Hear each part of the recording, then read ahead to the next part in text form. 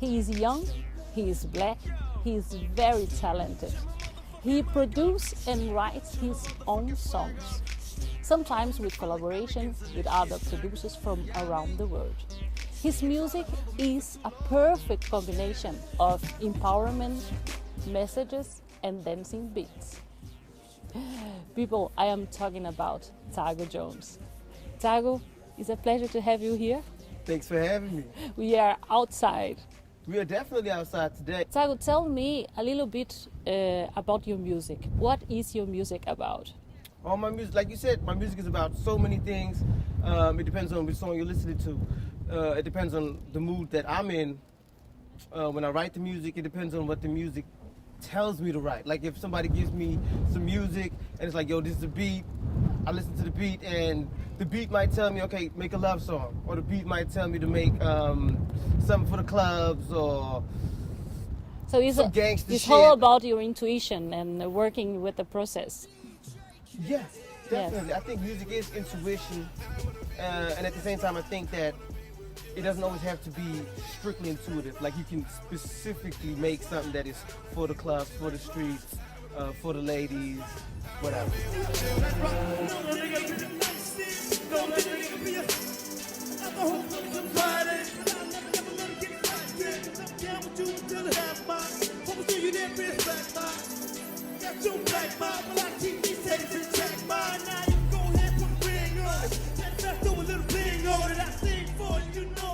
But your latest work that you did, you Tago Unchained. Tago Unchained. Yeah. You chose to put in an intro a quote from Nina Simone. Nina Simone. Why do you chose this quote? I love the quote because I think she said he asked her like, do you sing from anger? And she says, no, I sing from intelligence.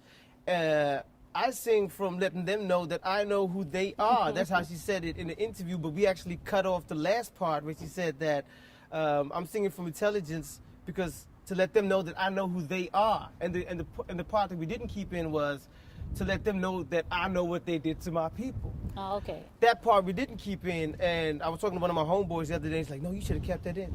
Yes. But your question but was... I think it was very strong. It is strong because Yes. that... I think that I had to be Specific. delicate or very sophisticated when we approached Tago Unchained, so that we didn't just do something that was just rage, that there had to be some intelligence behind it, some reflection behind it, some depth, because that you can't just get to the point of making it Unchained without there ever having been some depth behind it. So let's clarify about your album Tago Unchained. I read about a little in the internet that you already have read about this jungle, and Yes. then the movie become.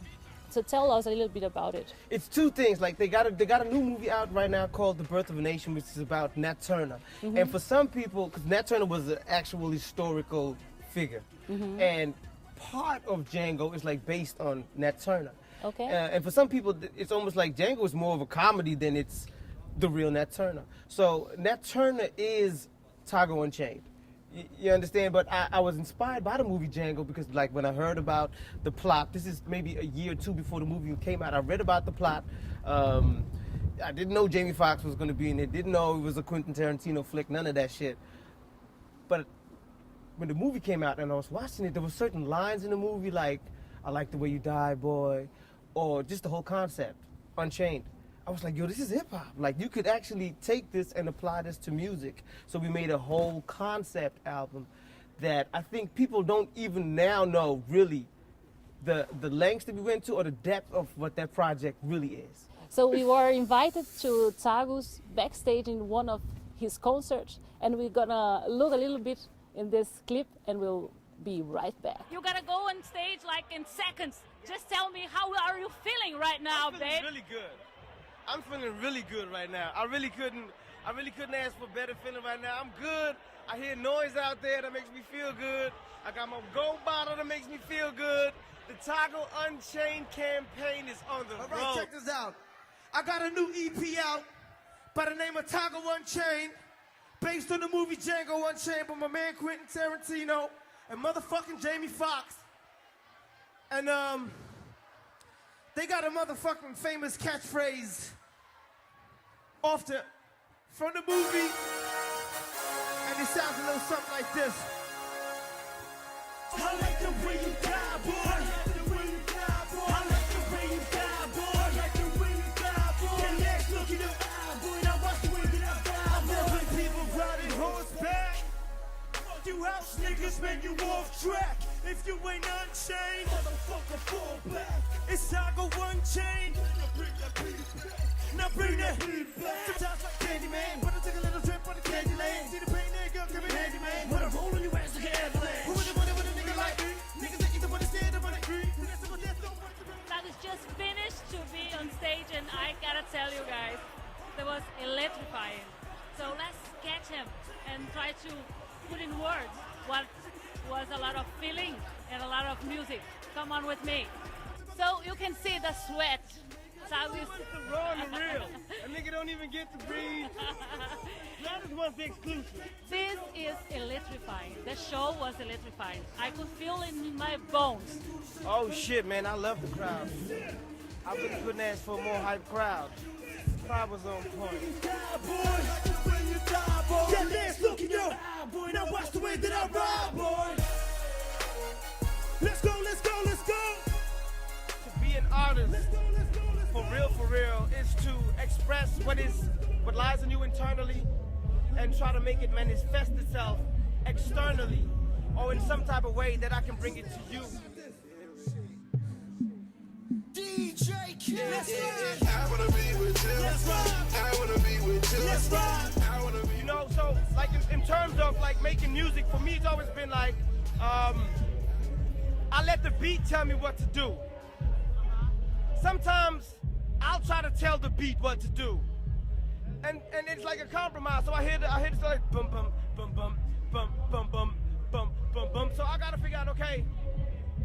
Let me see if I understand. It's like you let the music come through you. Michael Jackson gave Pharrell advice. He says artists tend to get in the way of the music. Get out of the way of the music. You ready? Okay. And this is yeah. Assassination on wax, yes, execution on tracks. My niggas about that murder game and they right there in the back.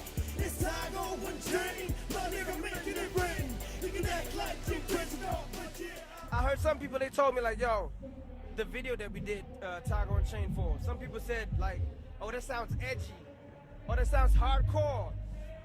I just felt like, yo, that sounds crazy and creative, you know, and that's why I like it. So I hope that whoever listens, and there is people that listen to it and hear that, I just hope that they hear that like, yo, this is crazy and creative, you know what I mean?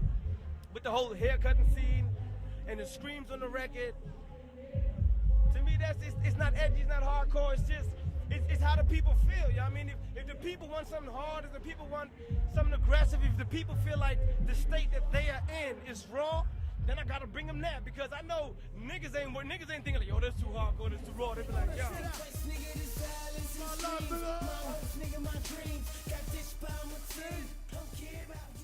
I know you for a while, and I know that you work very, very hard. Tell me about this.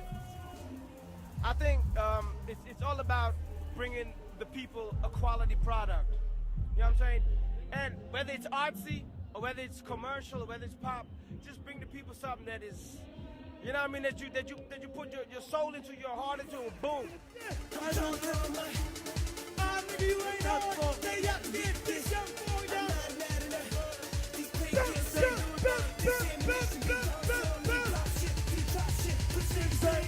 And in terms of the kids, the advice, like I said, it's not so much about being me, trying to be me, but being unchained. And I think that's the truth. That's really the truth.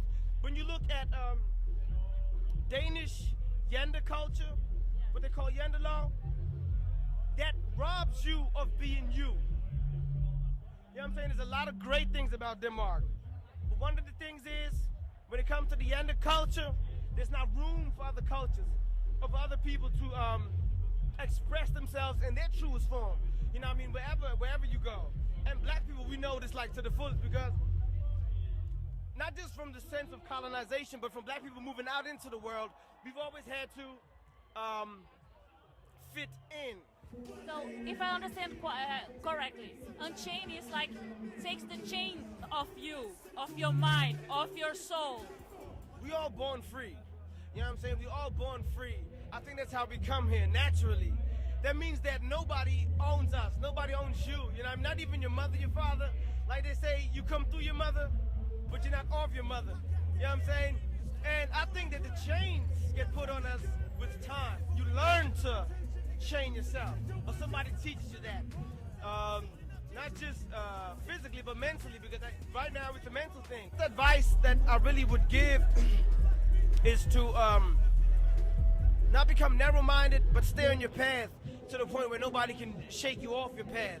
Because I don't really think it's about being like me, but I think it's about living in your truth until that's no longer your truth. So I just hope that if I give people anything, it's about them being them to the fullest, without compromising other people. Give it up for my man Freddie. And I go by the name of Tago Jones. And What is the energy to be on stage, if you can explain to us? Energy to be on stage. I'm trying to think of like some of the best experiences on stage. I think a lot of artists, they got this feeling when they get on stage, they transform and they're unhinged. And I think that's the same thing like with the whole Unchained thing, the whole, once you're there, it's like anything goes, everything goes. Anything goes and Yeah. everything goes. So we're gonna explain to people that don't know you. You were born here in Aarhus, Denmark, Yeah. and grown up here. But your family is from another place. Yeah. So let's talk about it. South Africa. All right. Yeah. So I had a lot of questions about your name, Tago Jones. Why? How are you as a child? But you know what? I did a little digging and I visit your father. Little digging. And now we're gonna see how was Tago Jones as a young child. Music-wise, he was actually very well inclined, you know, because I always talk about, you know, Gladys, when he was young, 1 year old, he got an LP from his grandmother because he wanted it, you know, and it was Bob Marley. Okay. So if you are 1 year old and Bob Marley, sometimes it's difficult, but he just loved Bob Marley, you know. And the album that he got from his grandmother was Exodus, which is also Exodus. very political, Yes, but it was yes. not by design. She just gave him, you know. But for his age, I think, you know, Gladys, he was good, you know. You could sense it. This boy, he knows he's got a feel for Bob Marley, you know. Uh-huh. And then at the age of 2, he asked for another album, which also surprised me again, you know, Fela Kuti. Fela Kuti is, you know, African high life. He is known, but he's passed away now. And But how, he is how, so how, good. how many years He was had? 2 now. 2 And years. Fela Kuti, not everybody knows him, and you have to get used to him. But as a child, you know, he just loved Fela Kuti. So already you get a sense, he's got this rhythm, this sense of music in him. Maybe Yes. it's there, you know.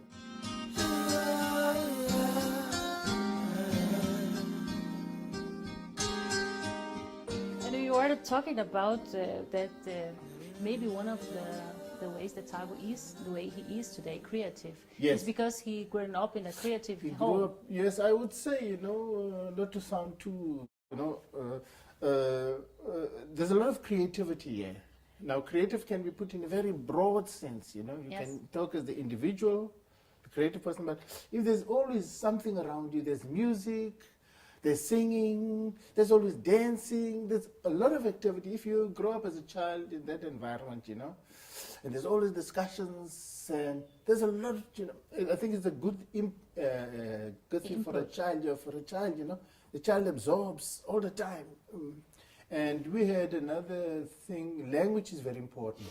Yes. Because in Africa, language was constricted, you know, and language became a political problem for our generation. Yes. So when we came to Europe, he says, we must try and do 2 things. We'll speak the languages that we speak in Europe, like in Denmark, they'll speak Danish.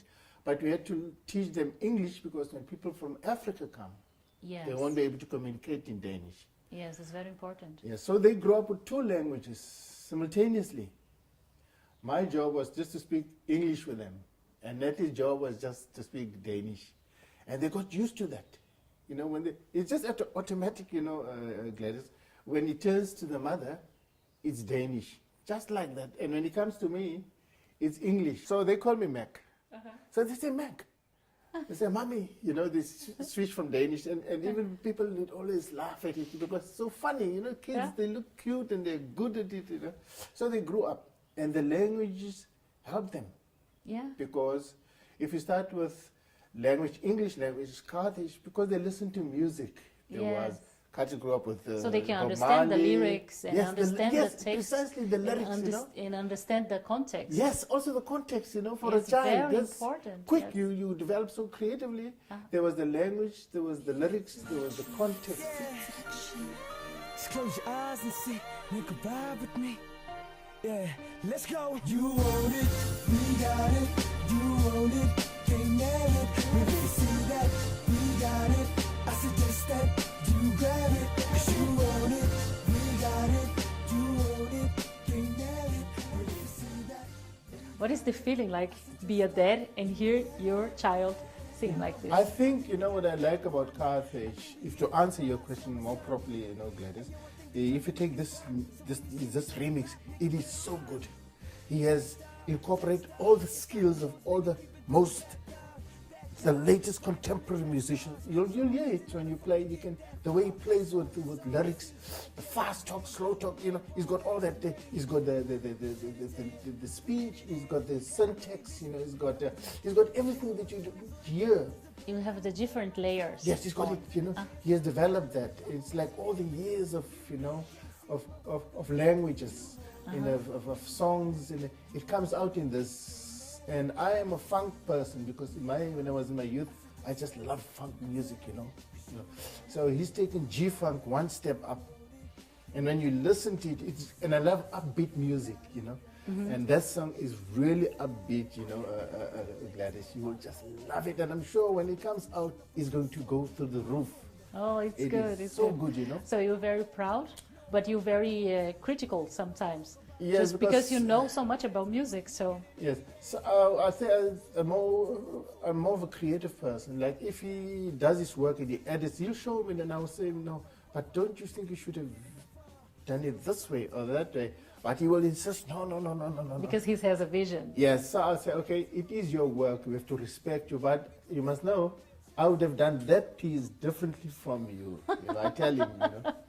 But at the same time, because it is his work, you know, Gladys, Yes. you have to let him. You gotta let him. Yeah, you let him do what he wants, you know. Yeah. You grab it, 'cause you own it, we got it. You own it, can't nail it. And if you see that, we got it. I suggest that you grab it. I reminisce how we used to be broken in the joke. How we used to all the close head niggas. Why you don't have the long hair? You can come with a story now. It's two things. Like I always had this thing that if I cut my hair, it has to be documented in some way, and I wish that. But that's how I felt. Like, yo, if I cut the hair, it has to be documented some way. In some way, people have to see this happen. And then we were gonna do the Unchained video, and then all of a sudden it hit me like, yo, let's do it in the video. All right. You know what I mean? Like let's use it in the video. And when I told the director, I told him like, okay, this is what we're gonna do. We're gonna have these people dancing. We're gonna have this type of a setting, this location, and then we're gonna cut my hair. And it's like, oh, like you mean like transformation? And I said, yes, exactly. I And- hear that when the moment becomes that you're gonna cut your hair, Yeah. you'll be a little bit afraid. Tell me Yeah, about it. okay. It's two things. It's two things. Like on one hand, my thing was, let's document it, right? Yes, If I do yes. it, we need to document it. But on the other side, I was like, they look so tired. These dreads look tired. They look old. I've had them so long, they don't even look as good no more. They're not attracting the ladies like they used to. So let's get rid of it, right? Yes. And like I told you, when I spoke to the director, I think I spoke to him like 5 months before we did the video. All right. I spoke to him in June. We shot the video in November. You were ready? I was like, ready. Ready, Like, ready. The whole time I really thought like I am ready. Yes. I'm ready to do this shit, right? 5 minutes before, as I'm sitting in the chair, 10 minutes before I'm sitting in the chair and they're about to do the scene, I was like, yo, what the fuck is about to happen? What the fuck is about to happen? I don't want it. Because I hadn't seen myself without hair. Yeah. I was wondering, like, yo, what is it gonna look like? Like, is your That's hair? turned fine. It turned out Turn fine. Like, I was out wondering, is the hairline intact? Like, everything, and But yeah. I understand. Yeah, I yeah. understand because you have this for so long. Was it a part of you for some way? And it was even it was at that point it Emotional. became emotional, like Yes, not I too. understand. And I wasn't sure, like, okay, is this emotional or is it spiritual? Because it's just like it's the whole Unchained thing we're doing right here. And then we said, But it was cut. very strong too. It was strong, you know what I'm saying? I think it might even look stronger for people that are just watching. People that know me, it might look stronger than it actually, but I'm not going to reveal too much. But Yeah. by the time we cut, we said cut. And then me and my cousin, we went into the bathroom and cleaned up everything. And then when I saw it, I was like, yo, This it is looks okay. It looks good. It's like a looks bird. nice. I It's like this. And I haven't I'm stopped digging I it. haven't stopped liking it ever since. I am digging this look. I'm digging it. You're cool. You're cool, I am man. very much digging it at this point. So this project is Unchained. It's about freeing yourself, and you do this video. And is it still in this place you are now promoting the album, or what are you doing right now? Yeah, of course, we're promoting the album, EP, like that. That should never stop because Unchained is just too damn important. But at the same time, we're working on a few projects right now. I just came from the studio, finishing up a hook for the next single, Go Raw, which is like amazing, if I may say. If I say so. Yeah, I may say so about my own work, right? Of course, you gotta say something about your own. Of course, If like you don't why do not? it, Why not? What's if wrong you with don't that? do it, Like I made it. if you don't dig it when you do so, why do it? Exactly, like because look, I'm not crazy. Like if I listen to something that I did and it doesn't sound dope, I'm like, no, No. we're not putting that out yet. We need to work. We gotta talk a little bit about because you have a lot of high standard to your own music Yes. and your own presentation. Yes. And I talked to somebody that knows you and knows your work. Tago Jones. You gotta fight till the death, but you rap with your set, man. You ain't gotta love it, but you show no respect, gang. Well, Tago is my cousin. We've always been together. So I remember him from yay high to this high, 85. So that's 10 years in difference. The whole thing about apartheid and the impact it had on the family affected us very much in our childhood. Yeah, because apartheid was still going on in South Africa from we were born almost. So it's very natural for Tago to do his music in English and not in Danish. I also think it's more difficult in Danish than it is in English. Back in the day, we made a lot of music together. We were in this group called JTS, Juvenile Thug Style, and we were highly, inspired by Tupac and the Outlaws. Yeah. I said, what? Play that motherfucker, man. Let's go.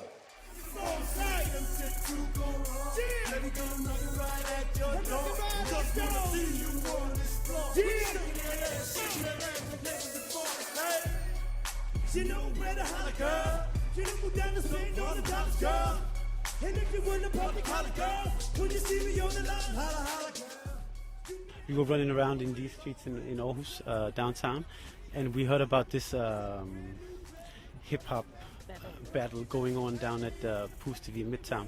So we went down there, and Tago grabbed the mic and battled this very known rapper in Aarhus, right? He was called Jøden, the Jew, yeah. And Tago totally destroyed him. I remember one of the lines Tago said to him, like, "Why you come battling me dressing like a bum?" And everybody was just laughing out and stuff, yeah. Because in Denmark back in those days there were two types of hip hoppers, right? There were the shiny kinds of hip hoppers and there were the skaters. And we were the shiny kinds, and so the skaters looked more bummy than we did, and so That's why he called him that. Well, his music has always been a mix of politics, culture, and club life. So the same way Tupac did it, actually. Tago does the same. Nobody in Denmark has the same technique or skills as Tago does. And I don't think he's being appreciated enough. Yeah. Well, Tago can rap on every beat, in every type of way. He can sing, he can do that Bone Thugs and Harmony style.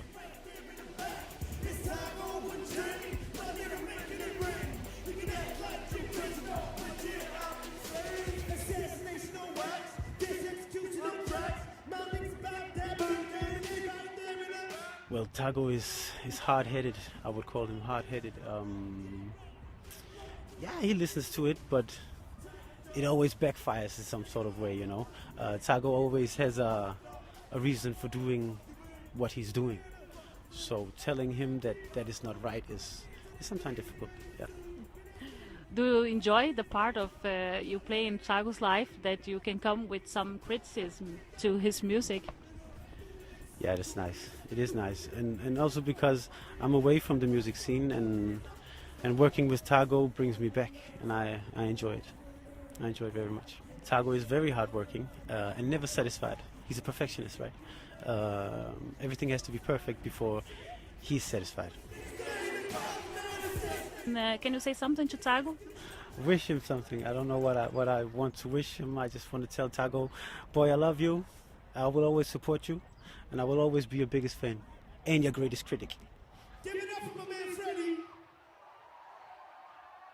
You have an opinion about yourself and your work, of course. Yeah. But the people around you see you differently. Yeah. But do you think that he's awkward? I think he did me justice. I think he did me justice. I don't know why I'm hard-headed, Spook. We need to get back to that. But at the same time, I think he still said that there's always a reason. There's always a reason for what I do. You have a vision, and they want you put out there. There's always a reason for why I do what I do when I do what I do. All right, if you got that, people. If you got game. Before we say goodbye, and thank you for you being here, Tago, and thank you for you guys for singing. So I leave you with the music of Tago. I've been through this shit many times before. I ain't new to this. I'm true to this. I've been through this shit many times before. I ain't new to this. I'm true to this. I've been through this shit many times before. My dreams is kaleidoscope, but here's how this rhyme go. I'm trying to calm my nerves. Oh, nigga, you ain't heard. They out to get this young boy. I'm hiding out in the burbs. These painkillers ain't doing nothing. This ammunition be talking to them. They pop shit, we drop shit, but these niggas they ain't about none. Assassination on racks. Execution on tracks. My niggas about them murder game and they right there in the back. It's Tago Unchained. My nigga making it rain. You can act like you're crazy dog, but yeah, I'm insane. Been waiting all my life, nigga. But yeah, I'm insane. Been waiting all my life, nigga. But yeah, I'm insane. Been waiting all my life, nigga. But yeah, I'm insane. Been waiting all my life, nigga. But yeah, I'm insane. Been waiting all my life, nigga. Yeah, this shit's so trife, nigga. This game ain't for anybody. Make you ask think twice, nigga. This silence and the screams. My hopes, nigga, my dreams. Got ditched by my team. I don't care about what you seen. I wanna be on the screen, nigga. Looking extra clean, nigga. Killing all these white folks like Jay Fox, you ain't seen, nigga. I like the way that you die, boy. That last look in your eye, boy. It's how I go one chain. Now watch the way that I ride, boy. What you gonna do when it come? You ain't got no vest, niggas. No place to rest, nigga. What you gonna do when it come? You ain't got no vest, nigga. No vest, nigga. No place to rest, nigga. What you gonna do when it come? You ain't got no vest, nigga. No place to rest, nigga. Warmed out for your rest, nigga. Just strap it up and roll out and go out in a blaze, nigga. Yeah, we're sitting the stage, nigga. We're living them all in a craze, nigga. Assassination on racks. This execution on tracks. My niggas about them murder.